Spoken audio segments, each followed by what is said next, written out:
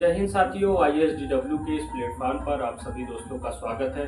दोस्तों, शुरू करते हैं। आज की जो खबर है उसमें अमेरिकी राष्ट्रपति डोनाल्ड ट्रंप ने गाजा में शांति बहाली का जो रास्ता सुझाया है वह निसंदेह स्वागत के योग्य है और यही वजह है कि भारत सरकार ने इस प्रस्ताव की हिमायत में कोई वक्त नहीं लगाया। प्रधानमंत्री नरेंद्र मोदी ने अपने सोशल मीडिया हैंडल एक्स पर उचित ही कहा कि राष्ट्रपति ट्रंप की यह पहल फलस्तीन और इजराइल के लोगों के साथ साथ समूचे पश्चिम एशिया के लिए अस्थायी शांति, सुरक्षा और विकास का एक व्यवहारिक मार्ग दिखाती है। सभी पक्षों को उनकी इस कोशिश का समर्थन करना चाहिए ताकि गाजा में संघर्ष थमे और वहां शांति कायम हो। ट्रंप के इस ऐलान की अहमियत इसलिए भी बढ़ जाती है कि व्हाइट हाउस में इजरायली प्रधानमंत्री बेंजामिन नेतन्याहू की मौजूदगी में उन्होंने इस प्रस्ताव का ऐलान किया। यही नहीं, व्हाइट हाउस से ही नेतन्याहू ने कतर पर इजरायली हमले के लिए जिस तरह कतरी प्रधानमंत्री शेख मोहम्मद बिन अब्दुल रहमान बिन जसीम अल थानी से फोन पर माफी मांगी, उससे भी यही संदेश गया कि ट्रंप वाकई अपनी इस पहल को लेकर गंभीर हैं। अगर इसके पीछे नोबेल शांति पुरस्कार की उनकी अभिलाषा हो तब भी इस प्रयास की सफलता मानवता की बड़ी सेवा मानी जाएगी।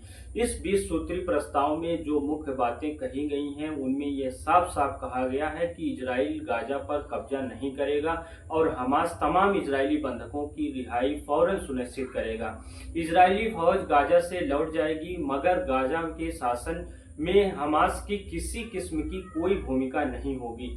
यह चरमपंथी संगठन सिर्फ अपने सारे हथियार त्याग देगा बल्कि उसे सुरंगें और हथियार बनाने के सारे ठिकाने भी नष्ट करने होंगे।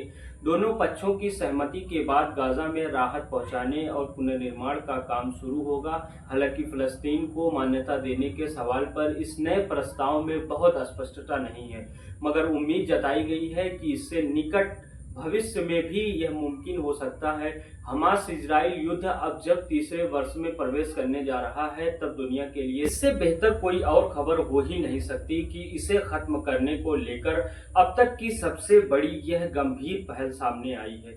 हालांकि तस्वीर का एक अन्य रुख भी है। जिस तरह एक के बाद दूसरे पश्चिमी देश और दुनिया की तमाम बड़ी अर्थव्यवस्था और इजरायली आक्रामकता के खिलाफ लामबंद होने लगी थी, उसमें खुद अमेरिका के लिए अपना दामन बचाना मुश्किल हो गया था। 9 सितंबर को कतर पर इजरायली हमले के बाद से ही अरब देशों में अमेरिका के प्रति नाराजगी गहराती जा रही थी। ऐसे में ट्रंप के लिए लंबे समय तक नेतन्याहू का साथ देना कठिन होता जा रहा था क्योंकि उसके कई मित्र देश वाशिंगटन से खफा थे।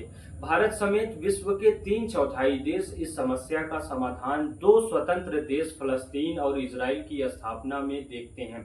नेतन्याहू जिस तरह दुनिया भर से अलग थलग पड़ चुके हैं, उन्होंने इसमें व्यवहारिक हल की तरफ कदम बढ़ाने चाहिए। पिछले करीब 3 वर्षों में 60,000 से अधिक फलस्तीनी इजरायली के हमले की भेंट चढ़ चुके हैं। इसमें बड़ी तादाद बेगुनाह महिलाओं और बच्चों की है, मगर मानवता के पक्ष में इजराइल पर दबाव बनाते हुए यह कहीं से भी नहीं लगना चाहिए कि आतंकी तंजीमों को किसी किस्म की रियायत मिल रही है। शांति तभी अस्थायी हो सकती है। दोस्तों, आज की वीडियो आपको कैसी लगी कमेंट सेक्शन में जरूर बताइएगा। मिलते हैं अगली वीडियो में नए टॉपिक के साथ। तब तक के लिए जय हिंद साथियों।